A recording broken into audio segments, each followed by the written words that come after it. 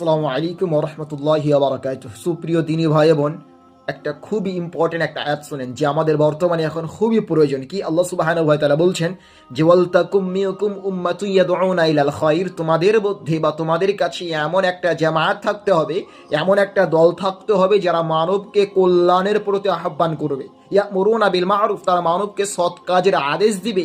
ওয়া ইয়ানহাউনা আনিল মুনকার, এবং মন্দ কাজ থেকে নিষেধ করবে। উলাইকা হুমুল মুফলিহুন, এই সমস্ত মানবই হচ্ছে কামিয়াব, সাকসেস, সফল।